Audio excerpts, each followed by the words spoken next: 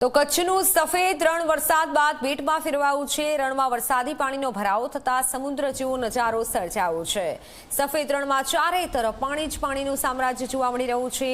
કચ્છમાં જે વરસાદી માહોલ જામ્યો છે, હવામાન વિભાગ તરફથી જે આગાહી કરવામાં આવી હતી તેવો વરસાદ કચ્છમાં શરૂ થયો અને આ સફેદ રણના દ્રશ્યો જુઓ, જાણે કે કોઈ દરિયો હોય, સમુદ્ર હોય તેવા દ્રશ્યો કચ્છના રણમાંથી સામે આવ્યા છે। સફેદ રણના દ્રશ્યો જુઓ, જે માત્ર ને માત્ર પાણી જોવા મળી રહ્યું છે। કચ્છમાં ભારે વરસાદી માહોલ, સફેદ રણ વરસાદ બાદ બેટમાં ફેરવાયું છે। વરસાદી માહોલથી પાણીનો જે ભરાવો થયો છે, મોટી માત્રામાં જે પાણી ધસી આવ્યું અને આ જાણે કે કોઈ સમુદ્ર અથવા તો દરિયો હોય તેવા દ્રશ્યો આ રણના છે।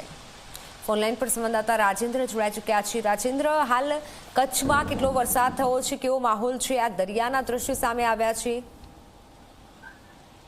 જી મિત્રો, વાત કરવામાં આવે તો કચ્છમાં છેલ્લા 2-3 દિવસથી જ વરસાદ વરસી રહ્યો છે, પરંતુ આ જે વરસાદનું પાણી છે એ બનાસ અને જે બીજી જે નદીઓ છે એનું પાણી રણમાં આવેલું છે। કચ્છનું સફેદ રણ વરસાદ બાદ જાણે કે બેટમાં ફેરવાઈ ગયું હોય એવી પરિસ્થિતિ ઊભી થઈ છે।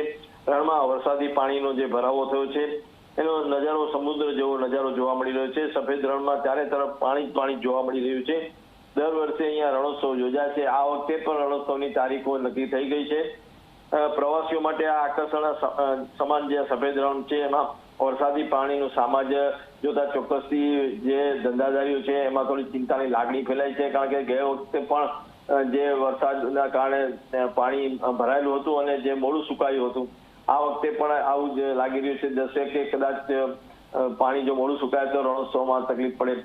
આ રીતે જોવા જઈએ તો કચ્છમાં વરસાદ તો હજી એટલો બધો નથી થયો, પરંતુ બધી જે નદીઓના પાણી છે એ રણમાં આવેલા છે અને જેના કારણે આ જે રણ છે એ જાણે કે દરિયામાં ફેરવાઈ ગયું હોય એવા નજારો જોઈ શકાય છે। જી બિલકુલ, આભાર માહિતી બદલ।